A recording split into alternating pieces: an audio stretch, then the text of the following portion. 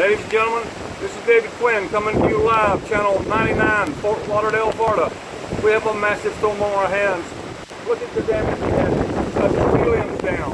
We've got wind blowing. It's raining. But now, whatever you do not try this at home. I am specially, divinely protected because I'm a news person. And you do stupid stuff, you die. We do stupid stuff. No problem. We can sail right through the elements. We have horrified you all. We have run you from here to 5 million of you, from here to Tennessee, North Carolina, Georgia. But we're here taking care of things. Don't worry, everything will be fine when you get back. But just look at this massive damage, people.